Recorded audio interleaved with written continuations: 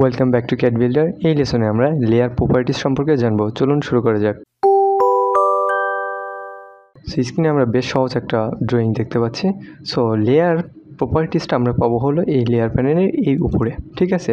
So এটা turn on করার সাথে সাথে আমাদের এইরকম একটা উইন্ডো চলে আসছে এবং এইটা আমরা অন্যান্য প্যালেটের মতোই এখানে ডক করতে পারি বা এখান থেকে নিয়ে অন্য কোথাও সেট করতে পারি, এটাকে বড় ছোট করতে পারি, এছাড়াও এটাকে আমরা হাইড করে রাখতে পারি। আচ্ছা, অন্যান্য সব প্যালেটের মতোই এটা কাজ করে। সো এখানে বেশ কিছু অপশন আছে, সেগুলো সম্পর্কে আমরা এখন জানবো।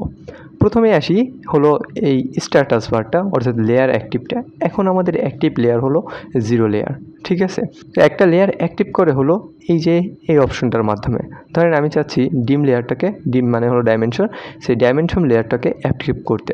সো ডাইমেনশন লেয়ারটা সিলেক্ট করে আমি এখানে এই বাটনটাতে ক্লিক করে দেবো, তাহলে ডাইমেনশন লেয়ারটা অ্যাক্টিভ হয়ে যাবে। অটোক্যাডে কোনো একটা লেয়ার অ্যাক্টিভ করা মানে হচ্ছে আমরা এখন যতগুলো অবজেক্টকে ড্র করব সেটা অ্যাক্টিভ লেয়ারে তৈরি হবে। অর্থাৎ এই অবজেক্টটা আমি ড্র করলাম, এই অবজেক্টটা কিন্তু এই যে এখানে দেখতে পাচ্ছি ডাইমেনশন লেয়ারে অর্থাৎ ডিম লেয়ারে তৈরি হয়েছে।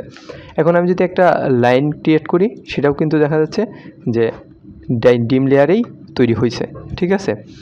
একইভাবে ধরেন আমি এটা চাচ্ছি চেঞ্জ করতে, আমি অ্যাক্টিভ লেয়ারটা এখন সি লাইন দিয়ে দিলাম, এটাকে আমি অ্যাক্টিভ লেয়ার বানাইলাম। এবং এখন যদি আমি একটা সার্কেল নেই এবং সার্কেলটা ড্র করি, তাহলে দেখতে পাবো যে এই সার্কেলটা কিন্তু এখন সি লাইন লেয়ারে আছে।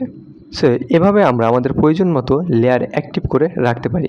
এছাড়া ডিরেক্ট আমরা কোনো একটা লেয়ার অ্যাক্টিভ করার জন্য এখান থেকে সেই লেয়ারটার উপর ক্লিক করলেই সেই লেয়ারটা অ্যাক্টিভ লেয়ার হিসেবে কাজ করবে। ধরেন এখানে আমি টেক্সট লেয়ারটা সিলেক্ট করে দিলাম এবং এখন যদি আমি একটা সার্কেল ড্র করি, তাহলে দেখা যাবে যে এই সার্কেলটা টেক্সট লেয়ারে আছে, টেক্সট লেয়ারে ড্র হয়েছে। সো বোঝা গেল যে এই দুইভাবে আমরা লেয়ার অ্যাক্টিভ রাখতে পারি। এখন চলে আসি এখানের কালার অপশনটাতে। সো আমরা যে কোনো একটা লেয়ারের কালার এখান থেকে সেট করে দিতে পারি। যেমন এখানে এই ডাইমেনশনের কালারগুলো দেখা যাচ্ছে সাদা। সো আমরা এটাকে চাচ্ছি যে অন্য একটা কালার দিব, সো এটার উপর সিলেক্ট করে দিলাম এবং আমি চাচ্ছি এটাকে সবুজ কালার দেবো।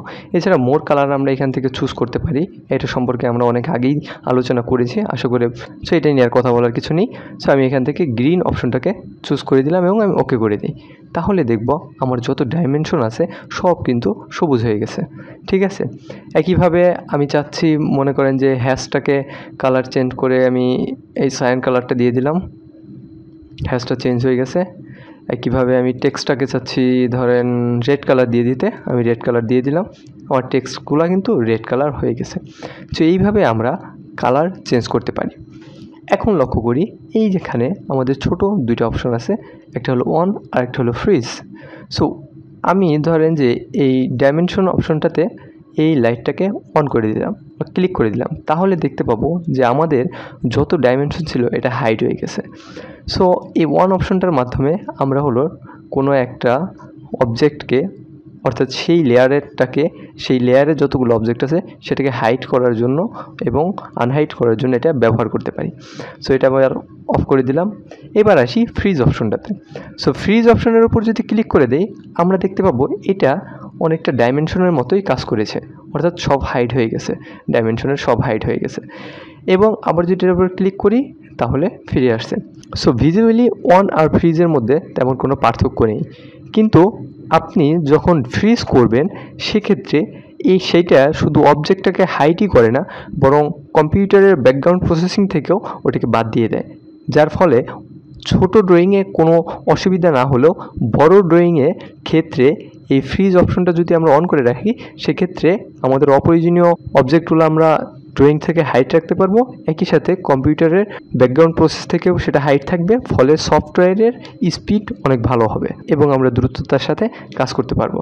আচ্ছা গেল, এরপর আসি আমরা লক অপশনটাতে। এইখানে হলো লক অপশনটা আছে, ঠিক আছে। সো আমি যদি লক করে দিই, এই ডাইমেনশনটাকে আমি লক করে দিলাম এবং লক করে দেওয়ার সাথে সাথে আমরা দেখতে পাবো যে সেটা কিন্তু একটু ডিম হয়ে গেছে, ঠিক আছে, অর্থাৎ একটু নিভু নিভু হয়ে গেছে, ট্রান্সপারেন্সি কমে গেছে। সো লকের ট্রান্সপারেন্সিটা আমরা ডিফাইন করতে পারবো এইখানে। সো এখানে এখন 50% ট্রান্সপারেন্সি আছে, ধরেন আমি এটাকে আরও বাড়াই দিলাম, এখানে চাইলে আরও কমাই দিতে পারি।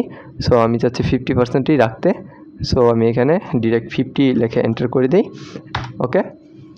সো এইভাবে হলো আমরা লক করতে পারি, এবং যখনই আমরা একটা লেয়ারকে লক করব সেই লেয়ারটা তখন আর আমরা এডিট করতে পারবো না। ঠিক আছে, আচ্ছা এরপরে আমাদের হলো লাইন টাইপ অপশন আছে। চলুন লাইন টাইপ অপশনের জন্য আমরা সি লাইন নিয়ে কাজ করি। সো সি লাইনটাকে আমি কালার চেঞ্জ করি সবার আগে, ধরেন আমি এই কালারটা দিতে চাই, ওকে কালারটা দিয়ে দিলাম। এবার এখানে লাইনের উপর ক্লিক করি। সো এখানে দুইটা লাইন আছে, সো আমি যদি আরও লাইন লোড করতে চাই সেটা ক্ষেত্রে আমরা ডিরেক্ট এখান থেকে লোড করতে পারবো। ওকে, সো আমি এই ক্ষেত্রে সেন্টার লাইন ইউজ করছি এবং ওকে দিয়ে দিলাম। তাহলে লক্ষ্য করব যে এই লাইনটা কিন্তু এখন আমার সেন্টার লাইনে চেঞ্জ হয়ে গেছে। একইভাবে এই লাইনটার ওয়েট যদি আমি কমাতে চাই বা বাড়াতে চাই তাহলে আমি লাইন ওয়েট ব্যবহার করব, এবং এটার ওয়েট আমরা চাইলেই কমাইতে বাড়াইতে পারবো। সেই সাথে আমরা এটার ট্রান্সপারেন্সিও এখান থেকে কন্ট্রোল করতে পারবো। ধরেন এটার ট্রান্সপারেন্সি আমি 50 দিয়ে দিলাম, ওকে দিলাম। তাহলে কিন্তু লক্ষ্য করব যে এটার ট্রান্সপারেন্সিটা কমে গেছে, অর্থাৎ এটা একটু হালকা কালারের হয়ে গেছে। সো এই ছিল অটোক্যাডের লেয়ারের প্রপার্টিস ম্যানেজার। আশা করি বুঝতে কোনো অসুবিধা হয়নি। পরবর্তী ভিডিওতে আমরা লেয়ার নিয়ে আরও গভীর আলোচনা করব। ক্যাড বিল্ডারের সাথে থাকার জন্য সবাইকে ধন্যবাদ।